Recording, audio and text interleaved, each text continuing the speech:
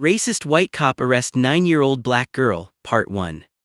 What kind of world are we living in where a 9-year-old girl can't even walk home from school without being treated like a criminal? It was a bright Friday afternoon in the small suburban town of Crestwood. The sun was shining, children were laughing, and for most families it was just another ordinary day. But for young Amara Johnson, this day would be one she would never forget. Amara, a 9-year-old black girl with big brown eyes and two neatly braided pigtails, had just left her school playground. She had her favorite purple backpack slung over her shoulder, filled with crayons, math homework, and a half-eaten peanut butter sandwich. Her step felt light.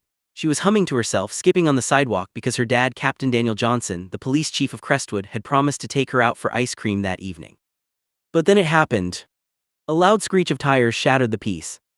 A white police cruiser swung around the corner, stopping right next to her with such force that Amara froze on the spot. "Hey, you stop right there," a deep, angry voice barked. Confused, Amara turned and saw a tall white police officer stepping out of the car. He was muscular, with a square jaw, a buzzcut, and mirrored sunglasses that made him look even more intimidating. His name badge read Officer Rick Daniels, a man known in the department for being tough on crime, but whispered about by some for his short temper and tendency to racially profile people. Amara blinked, clutching her backpack tighter. "Me?" she asked softly. "You heard me," Rick's voice boomed. "Drop the bag, hands where I can see them." Amara's heart started pounding. She had seen scenes like this in movies and on TV, but never thought it could happen to her. But I didn't do anything," she stammered, her small voice trembling. Rick's face twisted with impatience. "Don't talk back to me, kid. There's been a report of a theft nearby and you match the description." Tears began to well up in Amara's eyes. She had never stolen anything in her life, not even from the candy jar at home. "I didn't take anything, I was just going home," she said, her lip quivering. "Yeah, we'll see about that," Rick snapped. In one swift motion, he grabbed her by the arm and pushed her against the hood of the police car. "Stop, you're hurting me," she cried, her little hands instinctively going behind her back as he reached for his handcuffs. People on the sidewalk slowed down, shocked by the sight of a grown man manhandling a small girl. A woman across the street gasped and pulled out her phone, recording. "She's just a child," she shouted. "Mind your business, ma'am," Rick barked over his shoulder. "This kid is a suspect." The woman didn't stop filming. Soon, two more bystanders joined, whispering in disbelief. "What could a 9-year-old possibly steal that would make a cop cuff her like that?" one man muttered. But Rick didn't seem to care. He was convinced he had his suspect and his pride wouldn't let him back down. Amara's world felt like it was spinning. All she could think about was how her daddy always told her, "If a police officer stops you, stay calm, be polite, don't fight back." But right now, all she wanted to do was scream. She pictured her father's face and wished he was there. He would stop this. He would tell this man she wasn't a criminal. Her heart raced faster when she heard the click of cold metal, the handcuffs locked around her tiny wrists. Back at the Crestwood Police Department, Captain Daniel Johnson was in his office reviewing reports when his phone buzzed. "Captain, you might want to see this," said his deputy, holding up a tablet. "What is it?" "It's a video going viral right now. Looks like one of our guys arrested a kid."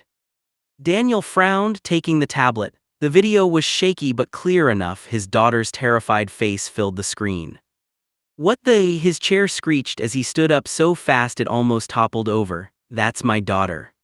Within seconds, Daniel grabbed his car keys and bolted out of the station. Back at the scene, more people had gathered. Some were yelling at Officer Rick to let the girl go. Others stood silently, stunned, as tears streamed down Amara's cheeks. "Please, sir, I just want to go home," she sobbed. "Tell that to the store owner who said a kid in a purple backpack took candy from his shop," Rick said coldly. "But I did." Rick opened the back door of the cruiser and started to push her inside. That's when a black SUV came flying around the corner, screeching to a halt right behind the police car. The door flew open and out stepped Captain Daniel Johnson, still in uniform but with his badge shining in the sunlight. His face was thunderous. "Rick," he barked, his deep voice commanding attention. Rick turned, startled to see his superior officer, and even more startled to see the anger in his eyes. "Sir, I was just..." You were just what? Daniel roared, striding forward, arresting my 9-year-old daughter. The crowd collectively gasped. Rick froze, suddenly aware of just how badly he had messed up. See, Captain, I had a report of a theft and she matched the description. She's 9 years old, Daniel shouted, and you put her in handcuffs. Rick swallowed hard, but pride wouldn't let him admit he was wrong. I was following procedure. Procedure? Daniel's voice was dangerously low now. Show me where in the procedure it says you can slam a child against a car and cuff her without evidence. Daniel knelt down and gently uncuffed Amara, pulling her into his arms. She buried her face in his chest, sobbing uncontrollably. It's okay, baby, daddy here, he whispered, trying to calm her. He turned back to Rick, his jaw clenched. We will talk about this at the station, and trust me, this conversation will not go in your favor. Rick opened his mouth to argue but stopped when he saw the look on Daniel's face, a mix of fury and disappointment. By the time Daniel got Amara home, the video had already racked up thousands of views online.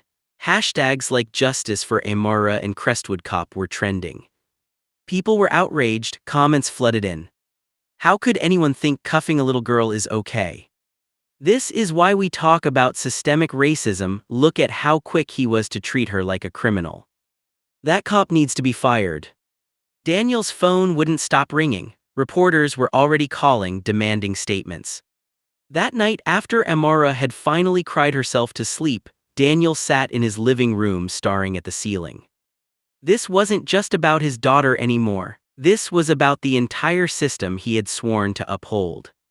Rick Daniels had no idea that this incident was about to change his life forever, in ways he never imagined. Because sometimes, the harshest lessons come when you think you're the one enforcing the law, only to find out you've broken something far more important. When Rick Daniels woke up the next morning, the world outside his window felt strangely quiet, but his phone was anything but. Missed calls. Voicemails. Hundreds of notifications. He sat on the edge of his bed, rubbing his temples, and reluctantly opened social media. The first video that popped up froze his blood. It was him, shoving a little black girl against the hood of his cruiser, snapping the cuffs around her wrists.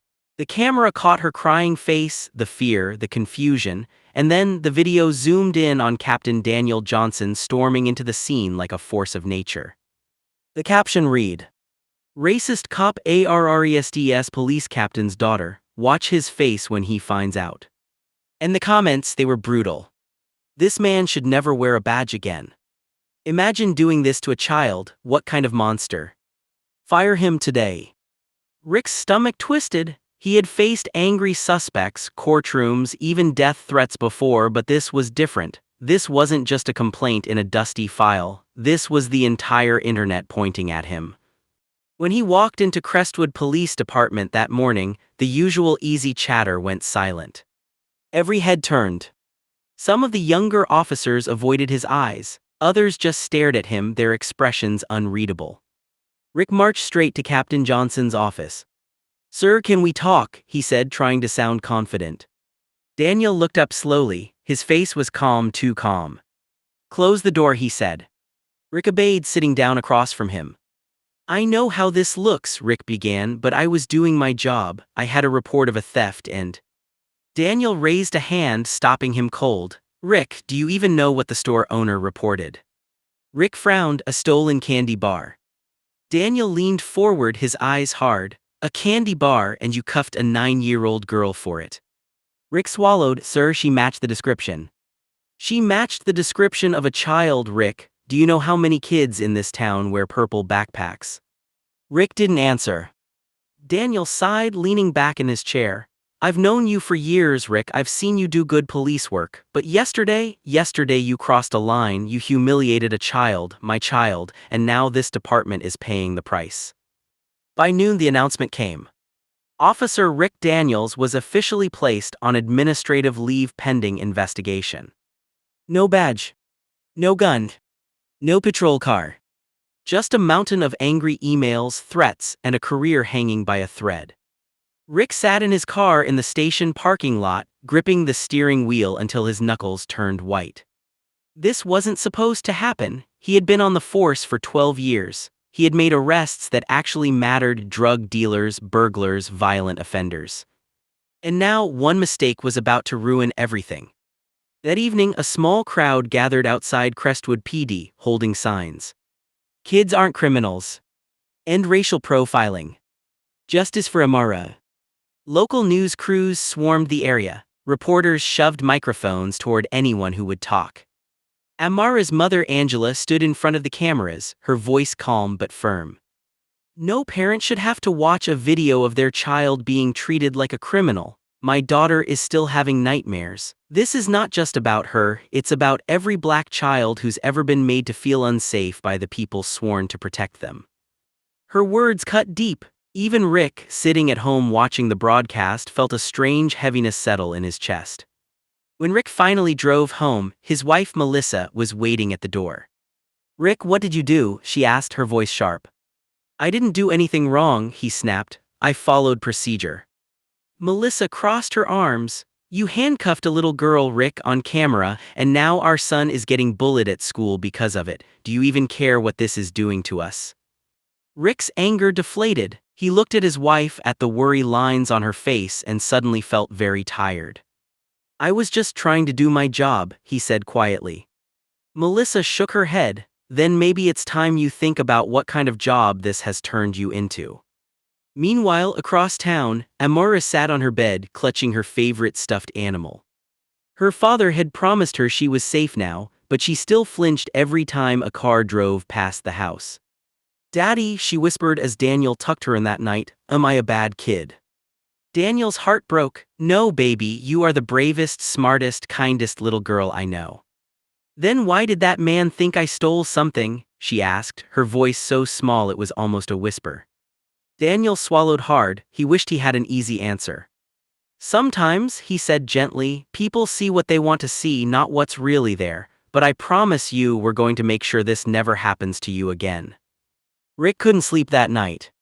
He replayed the moment over and over in his head, the way the girl looked at him, the way she cried, the look on the captain's face. For the first time, he asked himself a question he had been avoiding. Would I have cuffed her if she was white? The thought hit him like a punch to the gut. In the days that followed, Rick's name stayed in the headlines. He couldn't go anywhere without people starring. But then something unexpected happened. He got a letter in the mail, no return address. Inside was a drawing, a little girl's drawing of a police car and a crying child. Underneath, in shaky handwriting, were the words, "I'm scared of you." Rick stared at it for a long time, and for the first time in his career, he felt something he had never felt before. Shame. Rick Daniels had faced hostile crowds before, angry families of suspects he'd arrested, protests over police funding, but tonight was different. The Crestwood Town Hall meeting was packed. Every seat filled, people standing in the aisles, reporters lined up in the back with cameras rolling. And right in the center of the front row sat Captain Daniel Johnson, his wife Angela, and little Amara, clutching her mother's hand. Rick swallowed hard as he entered the building, the weight of every eye on him. For a brief second, he wished he could turn around and walk out, but he knew he couldn't. This was the night the whole town had been waiting for. Mayor Thompson stood at the podium, clearing his throat.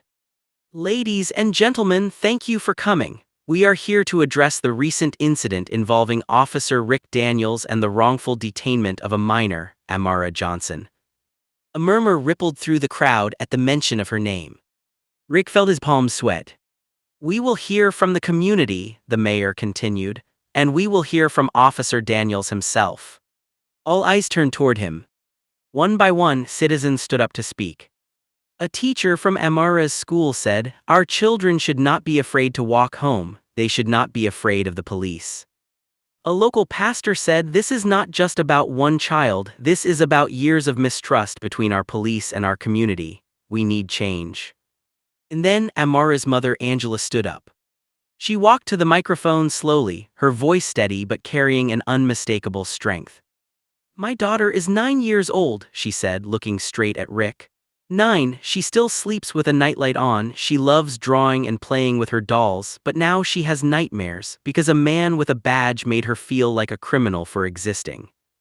The room was silent except for the sound of cameras clicking. Angela's voice cracked as she continued, "Do you know what it feels like to hold your child while she sobs, asking if she's a bad person? No parent should have to answer that question." She stepped back, wiping her eyes. The audience erupted in applause. Rick stared down at his lap, his throat tight. When it was his turn to speak, Rick walked to the podium slowly, his boots heavy on the wooden floor. He looked out at the crowd, at the faces filled with anger, pain, disappointment. And then his eyes landed on Amara. She wasn't glaring at him, she wasn't even crying, she just looked scared. Something inside him cracked. "I became a cop because I wanted to keep this community safe," Rick began, his voice low but steady. "But 2 weeks ago I failed this community, I failed this department, and most of all..." He glanced at Amara again, then swallowed hard. "I failed you, Amara." The room went quiet. "I let my judgment be clouded by fear, by assumptions, and yes, by bias," Rick admitted. "I didn't see a little girl walking home from school, I saw a suspect, and that's on me." A murmur ran through the room. People weren't expecting him to admit that. Rick's voice broke slightly as he continued, "When I watched that video later, I saw her face. And I realized that could have been my own kid, and I don't know how I'll ever forgive myself for that." He took a deep breath. "I am truly deeply sorry." Some in the audience nodded slowly, others looked skeptical. A man in the back shouted, "Sorry doesn't erase what you did." Another woman said, "Then what are you going to do to fix it?" Rick straightened his shoulders. "I'm not here to make excuses, I'm here to listen. If the community will allow it, I want to work with you to rebuild trust and to make sure no child ever feels what Amara felt that day." The mayor nodded. "That will be taken under advisement." Just when everyone thought the meeting was over, a small voice spoke up from the front row. "I want to say something," Amara said softly. The mayor looked surprised but nodded. "Go ahead, sweetheart." Amara let go of her mother's hand and walked to the microphone. She was tiny next to it, someone had to lower it for her. She looked at Rick, her voice shaking. "You scared me." Rick's heart clenched. "You made me think I was bad, but my daddy told me I'm not, so I forgive you." The room went completely still. Even Daniel looked shocked. "But," Amara added, her little brow furrowed, "you have to promise you won't do that to other kids, not ever again."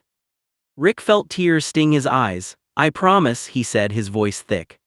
For the first time since the incident, Amara smiled just a little and went back to her seat. When the meeting ended, people approached Rick. Some shook their heads and walked past, others said quietly, "Thank you for saying sorry." Daniel stayed behind, waiting until the crowd had thinned. "You surprised me tonight," he said to Rick. Rick nodded. "I surprised myself." Daniel studied him for a moment, then said, "Words are a start, but this town needs more than words, and so does my daughter." Rick nodded again. "Then tell me what to do, I'm ready to learn." As Rick walked back to his car that night, he felt something he hadn't felt in a long time. Not anger. Not pride. Something else.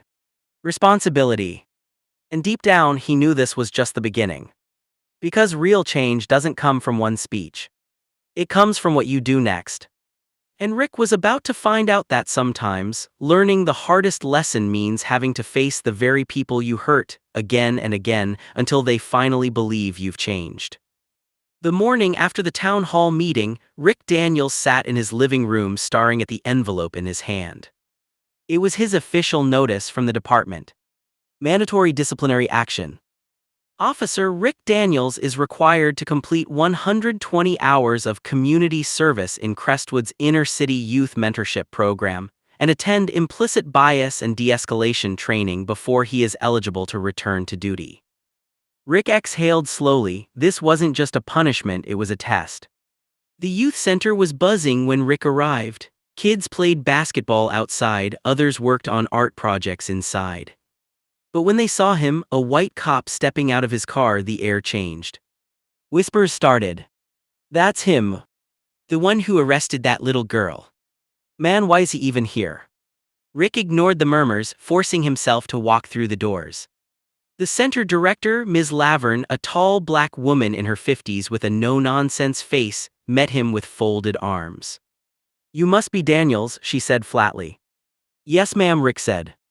She looked him up and down. "Let me be clear, these kids don't trust you, some of them don't trust any cop, and honestly I don't blame them. You want to change that, you better be ready to earn it." Rick nodded. "I understand." He started small, cleaning up trash after lunch, setting up chairs for tutoring. But every time he tried to talk to the kids, they turned away. One boy muttered under his breath, "Bet he'd cuff us too if we looked at him wrong." Rick pretended he didn't hear, but the words stung. By the end of the first day, he sat alone in his car, exhausted, not from the work but from the silence. Melissa, his wife, poured him a cup of coffee that night. "So how was it?" she asked gently. Rick rubbed his face. "Hard, they hate me." Melissa sat across from him. "You expected them to throw you a welcome party." Rick gave a humorless laugh. "Guess not." Melissa reached over and took his hand. "Then go back tomorrow and the next day show them you're not who they think you are." Over the next week, Rick kept coming back. At first the kids ignored him. Then one afternoon, a basketball rolled across the court and stopped at his feet. He picked it up. "You play?" one of the older boys asked, almost mocking. Rick smirked a little. 5 minutes later he was on the court, running, sweating, losing miserably, but laughing. The kids started to see something different in him. Not the cop who shoved a little girl against a car. Just a man trying to belong. One Wednesday afternoon, as Rick was stacking art supplies, the door opened. In walked Captain Johnson. And right behind him, Amara. Rick froze. She looked different today, calmer but still cautious. She wore her hair in a single braid and carried a drawing pad. Daniel walked over. "She wanted to come," he said simply. Rick swallowed hard. "Hi, Amara." She didn't answer right away. She just stared at him, then at the cuffs clipped to his empty belt. "You still carry those?" she asked. Rick glanced down, feeling ashamed. "No, not today, I'm just here to help." She tilted her head, as if deciding whether to believe him. An hour later, as Rick was sweeping the floor, Amara walked up and handed him a piece of paper. It was a drawing of him. But not the man from the video. This Rick was smiling, playing basketball with the kids. "I drew you," she said softly. Rick felt a lump in his throat. "Thank you," he said, "it's nice." Amara crossed her arms. "You still scared me, you made me cry." "I know," Rick said quietly, crouching so they were eye level. "And I'm sorry, I was wrong, you didn't deserve that." For a long moment she just looked at him. Then she nodded. "Okay." It wasn't full forgiveness, not yet, but it was a start. Not everyone was ready to forgive Rick. Outside the center one afternoon, a group of activists confronted him. "You think a few hours with kids erases what you did?" one man spat. Rick didn't argue, he just said, "No, but I'm trying to make sure it never happens again." The man scoffed and walked away. Rick stood there a long time, letting the anger wash over him but refusing to let it turn him defensive. This was part of the process. By the end of the month, Rick wasn't just tolerated at the youth center, he was part of it. He started mentoring one of the older boys who was on the verge of dropping out of school. He helped a shy girl with her science project. And slowly, the kids began to smile when he walked in. But Rick knew his lesson wasn't over. Because late one night, Daniel Johnson called him. "Rick, we've got a problem," Daniel said, "and I think you're the one who needs to handle it." A break-in had been reported at the same store where the original theft call came from. And the suspect this time, a 13-year-old black boy. Rick felt his stomach drop. This was his moment, the moment that would prove whether he had really changed, or whether he would fall back into the same pattern that started this entire mess. The call came just after midnight. Rick sat in his truck outside the youth center, paperwork in his lap when his phone buzzed. "Daniels, we need you," Captain Johnson's voice said over the line. "The store owner where this all started just reported a break-in, suspects still in the area, you up for this?" Rick gripped the steering wheel, his gut twisted. A break-in. Same store. A young black male suspect. It felt like deja vu. But this time, Rick wasn't just a cop following instinct. He was a man carrying the weight of everything he had learned over the last few weeks. "Yeah," he said finally, "I'm coming."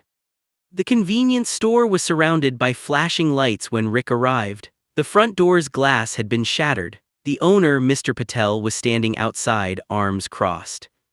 "He ran that way," Mr. Patel said, pointing down the alley. "He took cash from the register." Rick nodded, radioed in, and carefully followed the direction Mr. Patel indicated. The alley was dark, quiet except for the distant hum of traffic. Then he saw movement, a small shadow crouched behind a dumpster. "Hey," Rick called, shining his flashlight, "come out where I can see you." The figure bolted.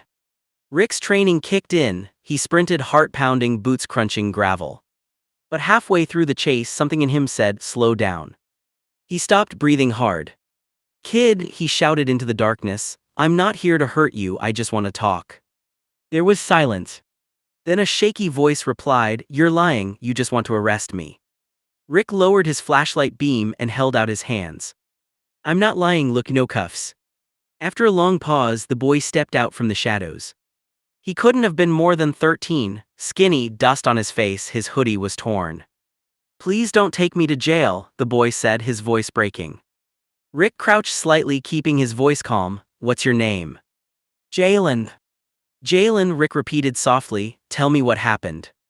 Jalen's eyes darted nervously. "I didn't mean to break the glass, I needed food and money for my sister's medicine." Rick felt his throat tighten. The old Rick would have cuffed him by now, marched him to the squad car, booked him for burglary. But the new Rick saw something else. He saw fear. He saw desperation. He saw a kid who looked a lot like the ones he had been mentoring at the youth center. "You hungry?" Rick asked gently. Jalen nodded. "All right," Rick said, "let's go back to the store, not to arrest you but to make this right." When Rick brought Jalen back, Mr. Patel was furious. "You see, he is the thief," Mr. Patel shouted. Rick raised a hand. "Mr. Patel, I need you to listen. The kid wasn't trying to rob you for fun, he was desperate. He needs help, not a record that's going to follow him for the rest of his life." Mr. Patel's eyes widened. "And who will pay for my broken door, my stolen cash?" Rick turned to Jalen. "Tell him." Jalen's voice was barely above a whisper. "I'm sorry, I'll pay it back, I swear." Rick made some calls. Within an hour, a social worker from the youth center arrived. She took Jalen and his sister's case into her hands, arranging emergency aid. Mr. Patel agreed not to press charges if the boy worked off the debt by helping at the store after school. And just like that, a night that could have ended with another child in handcuffs ended with a chance at redemption. Later, Rick sat in his truck, staring at the empty cuffs on his passenger seat. He realized he hadn't touched them once. For the first time in years, he felt like he had actually protected someone, not just enforced the law. When Rick walked into the youth center the next afternoon, he was greeted with something new. Smiles. The kids had heard about what happened. Word travels fast in Crestwood. "You didn't arrest him?" one of the boys asked. "No," Rick said, a small smile tugging at his lips. "I helped him." Even Ms. Laverne nodded in approval. "Looks like you're finally getting it." Amara approached him later, holding another drawing. This one showed a police officer standing next to a smiling boy, shaking his hand. "You look better in this one," she said, smiling shyly. Rick chuckled softly. "Yeah, I think I do." That evening, Daniel Johnson called Rick into his office. "I heard what you did last night," he said. Rick nodded, "Just trying to do better." Daniel leaned back, studying him. "You did more than better, you did what this badge is supposed to stand for, don't stop now." Rick left the office feeling lighter, but also more aware. This wasn't just about one kid. It wasn't just about Amara. It was about how he carried the badge every single day. And soon he would have to face his biggest challenge yet, proving that his change wasn't temporary even when things got messy. Because not everyone in the community was ready to forgive. And one wrong move could send him right back to where he started. The protest started small. At first, it was just a handful of parents and community leaders standing on the steps of Crestwood Police Department holding signs that read, "Justice for our kids. Stop criminalizing black children." But by late afternoon, the crowd had swelled to nearly 100 people. News cameras arrived, voices got louder, the tension in the air felt electric. Rick stood near the window of the briefing room, helmet under his arm, watching the crowd. He spotted Amara and her father, Captain Johnson, standing near the front. Amara's small hand gripped her father's pant leg. A sharp pang went through Rick's chest. Just weeks ago, she had been the frightened little girl in the back of his squad car. Now she was here, brave, angry, part of something bigger. "Gear up," Sergeant Miller barked. The crowd's blocking the entrance. Command wants a line formed to push them back. Rick froze. Push them back.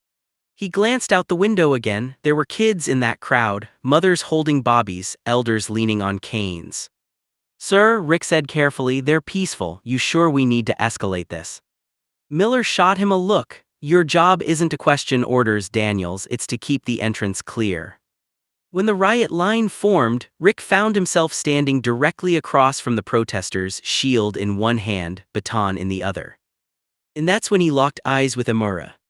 She wasn't crying this time. She wasn't scared. She was glaring. Her stare pierced him, cutting through his uniform, his badge, everything. Someone in the back of the crowd shouted. A bottle flew through the air and shattered near the officer's feet. The line tensed. "Advance," Miller yelled. Rick hesitated. His fellow officers began marching forward, shields up, pushing the crowd back. Screams erupted. Rick's heart raced. This wasn't just a crowd anymore, it was families running, kids tripping, people stumbling over one another. A young boy fell right in front of Rick, crying as the line advanced. Rick's instinct screamed at him, "Protect." He dropped his baton, stepped out of formation, and scooped the boy up before anyone could step on him. "Fall back," Miller shouted at him. "Daniels, what the hell are you doing?" But Rick didn't answer. He carried the boy to the sidewalk, away from the chaos, and made sure he was safe. When he turned back, he saw Amara watching, and for the first time she wasn't glaring. She was watching with something like hope. Back inside the station, Rick was summoned to internal affairs. "You broke formation," the lieutenant said. "You disobeyed a direct order." "I saved a kid," Rick replied flatly. "You endangered your unit," the lieutenant shot back. "If every officer did what you did, we'd have a riot on our hands." Rick clenched his fists. "No," he said, "if every officer did what I did, maybe we wouldn't have a riot in the first place." By the next morning, a video of Rick breaking formation had gone viral. Some hailed him as a hero, the cop who protected the kids. Others called him a traitor to the badge. At the station, some of his colleagues wouldn't look at him, others muttered insults under their breath. And at the youth center, the kids treated him like a celebrity. "Yo, you're famous," one of them grinned. "You stood up to the cops for us." Rick smiled faintly, but inside he felt torn apart. That evening, Daniel Johnson called Rick into his office again. "You know what you did put me in a tough spot," Daniel said, folding his hands. Rick nodded. "I know, and I'm ready to face whatever comes." Daniel studied him for a long moment. "You're changing, Daniels," he said finally. "But change comes with a price. Are you ready to pay for it?" Rick swallowed hard. "Yes," he said quietly, "if that's what it takes to do right by these kids." That night, Rick drove past the now empty steps of the police department. He thought about the line he had crossed, both literally and figuratively. He thought about Amara's stare, about the boy he carried to safety, about the look on his fellow officers' faces. And he knew this wasn't over. Something bigger was coming. And when it came, he would have to decide, once and for all, what kind of man he wanted to be. The night was quiet, too quiet. Rick sat in the patrol car with his partner, Officer Kyle Rourke, a man he'd known since his rookie year. Kyle was old school, rough, blunt, and not shy about voicing his opinions about keeping people in line. "The place has been too soft lately," Kyle muttered as they cruised down 12th Street. "Ever since your little hero stunt, every punk thinks they can do whatever they want. No respect for the badge." Rick kept his eyes on the road. "Respect has to be earned, Kyle." Kyle shot him a look, spoken like a man who forgot what side he's on. Minutes later, they spotted a car with a broken taillight swerving slightly. "Pull him over," Kyle said. Rick flipped the lights and the car rolled to a stop. Inside was a young black man, barely 20, hands gripping the wheel, eyes wide with fear. Rick approached calmly. "Evening, license and registration, please." The young man complied, trembling. But Kyle wasn't calm. He yanked open the door and dragged the driver out, slamming him against the hood. "Hey," Rick shouted, "what are you doing?" "He's cooperating." "He was reaching under the seat," Kyle snapped, patting the man down aggressively. "No, I was," the man cried. "I was just getting my wallet." Rick's stomach churned. This wasn't policing, this was intimidation. Kyle found nothing, no drugs, no weapons, just a wallet and a phone. But instead of letting the man go, Kyle shoved him harder against the car. "You people never learn," Kyle growled under his breath. Something in Rick snapped. "That's enough," he barked, stepping between them. Kyle glared at him. "What are you doing?" "De-escalating," Rick said firmly. "Let him go." Kyle's jaw tightened. "You really gonna do this in front of a suspect?" Rick didn't flinch. "Yes." Kyle filed a report claiming the suspect had been resisting and reaching for something under the seat. Rick refused to sign it. "You sure about this, Daniels?" Sergeant Miller asked later, holding Kyle's report in one hand. "You know what happens when you go against one of your own." Rick nodded slowly. "Yes, sir, I'm sure." The next day, Rick's locker was vandalized, his nameplate scratched out, the word "rat" scrawled in marker. Some officers stopped talking to him altogether. Others just stared with cold, hard eyes when he walked into a room. Rick had never felt so isolated. Daniel Johnson called Rick into his office. "They're coming after you," Daniel said bluntly. "Kyle's got friends and they want to make an example out of you." Rick leaned forward. "So what do I do? Stay quiet, pretend it didn't happen?" Daniel shook his head. "No, you do the right thing and you do it publicly." The next morning, Rick stood in front of the press with a prepared statement. Cameras flashed, reporters shouted questions. "My name is Officer Rick Daniels," he began, his voice steady but firm. "And last night I witnessed misconduct by a fellow officer during a routine traffic stop. I cannot and will not stay silent about it." He went on to describe exactly what had happened, step by step, refusing to soften the truth. When he was done, there was silence. Then a reporter shouted, "Aren't you afraid of retaliation?" Rick looked straight into the cameras. "I'm more afraid of what happens if good cops say nothing." Within hours, the video went viral. Some hailed him as a whistleblower, a hero. Others branded him a traitor. Kyle was placed on administrative leave pending investigation, and now the entire department was under public scrutiny. That evening, as Rick sat alone at the youth center, Amara came running in. "Mr. Rick," she called, holding something in her hand. It was another drawing. This one showed a police officer standing between two people, one angry, one scared, holding up his hands as if to protect them both. "That's you," Amara said simply. Rick's throat tightened. He crouched so he was eye level with her. "You know, I used to think being a good cop meant just following orders." "What does it mean now?" she asked. Rick smiled sadly. "It means doing what's right even when it's hard." Over the next few days, more people came forward with their own stories. Other officers quietly began to talk about the culture inside the department. And slowly, something began to shift. For the first time in years, Crestwood started to have real conversations about accountability, justice, and trust. Rick wasn't just part of the department anymore. He was part of the change. The hearing room was packed. Rick sat at a long wooden table, his badge lying in front of him.